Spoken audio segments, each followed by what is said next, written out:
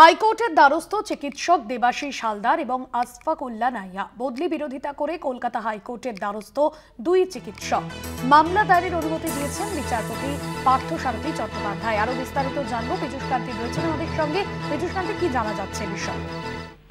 দেখো, আশফাকুল্লাহ নাইয়ার ও দেবাশিস চট্টোপাধ্যায় এই দুই চিকিৎসক কলকাতা হাইকোর্টে তাদের স্থানান্তরকে চ্যালেঞ্জ জানিয়ে আবেদন জানায়।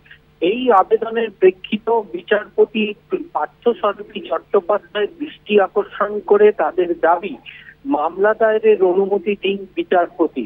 কিন্তু এক্ষেত্রে বিচারপতির একই বিষয় ছিল যে এই বিষয়টি, স্থানান্তরের বিষয়টি সম্পূর্ণ সার্ভিস ম্যাটার, এটি আবেদন জানাতে হবে স্টেট অ্যাডমিনিস্ট্রেটিভ ট্রাইব্যুনালে।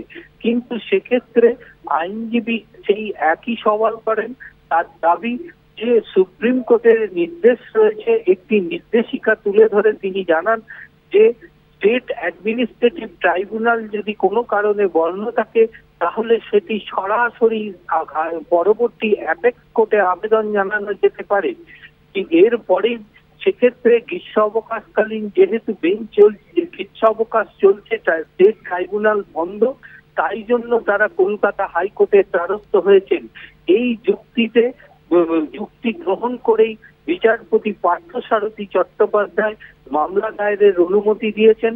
আগামী 5ই জুন এই গ্রীষ্ম অবকাশকালীন বেঞ্চে এই মামলার শুনানির সম্ভাবনা রয়েছে। ধন্যবাদ জানাবো পীযূষ কান্তি। পীযূষ কান্তি নাগ ছিলেন আমাদের প্রতিনিধি ফোন লাইনে। গ্রীষ্মকালীন বেঞ্চে মামলার শুনানি, মামলা দায়েরের অনুমতি দিয়েছেন বিচারপতি পার্থসারথী চট্টোপাধ্যায়।